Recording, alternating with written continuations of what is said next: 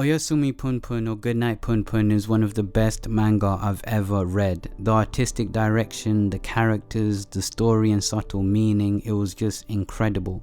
I think this manga might connect with everyone, but it's very unlikely. I wish this connected with everyone. I wish people could appreciate the greatness of it, regardless of their own position in life. But ultimately, I just think it connects with the broken. The people that have been through so much and continue to move on, hiding in plain sight.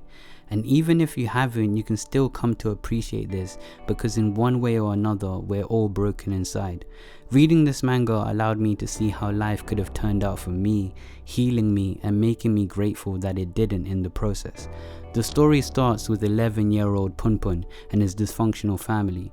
They live every day faking their own happiness, hiding their regrets, their pain and inner demons. Punpun sees this but is too young to understand what's going on. His mom being an alcoholic who wants to relive her younger days, his dad being an abusive alcoholic who regrets the choices he has made, and his uncle carrying a lot of darkness and bitterness, while all having a fake but very warm exterior, making a pretty toxic environment to grow up in. I feel like this contributes to why Punpun finds it hard to express himself, why he's so shelled up. As Punpun grows up, he meets Aiko, a girl in his school that he becomes infatuated with. This infatuation turns into a dark obsession that grows deeper the more he ages. Aiko is shown as Punpun's freedom and happiness. She's very expressive and well liked, but beneath her exterior holds a dark and broken person just like Punpun. The single most haunting line from her is repeated later on, but is firstly introduced at the beginning of this manga. Punpun tells Aiko he loves her, and Aiko states that she loves him and they should be together forever. She gives Punpun one rule to follow: to always be honest with her or she'll kill him. This was so surprising to see from kids that are 11. We also get moments Aiko pushes Punpun with the vision of running away from their town and going somewhere really far. Something imagined by all broken or unhappy kids at least once, bringing back the relatable aspect to its audience. Not to mention all the other characters such as Sachi, Seki and Shimizu. Characters that add different variations of a broken person, ultimately meaning Punpun is surrounded by negative influences in all directions and he can't escape it. Showing the readers this helps to understand why Punpun is the way he is, while giving us other people to attach to emotionally. I feel like most characters were amazing in this, and to dive into them will need a separate video by itself. A hidden narrative running parallel to this story is about a cult led by its leader Pegasus.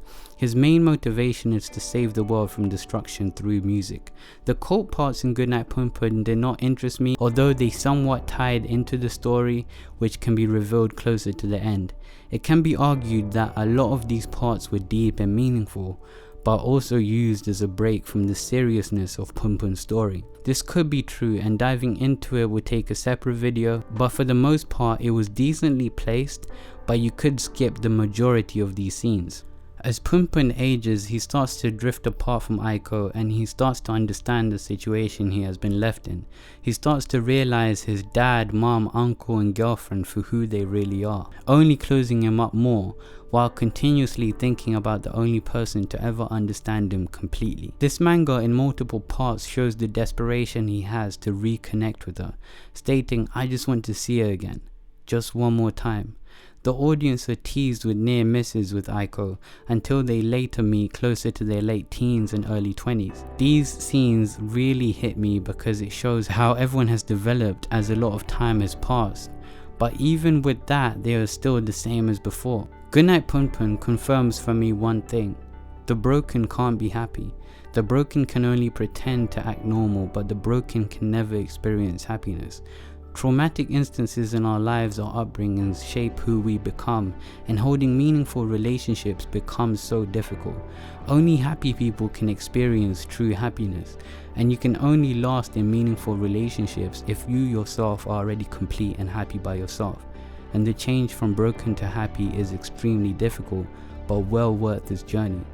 This manga gets darker and more fascinating each turn of the page, and without spoiling it, I would highly recommend this manga to those into dark coming of age drama material. You'll love this manga. This gets very high ratings from us.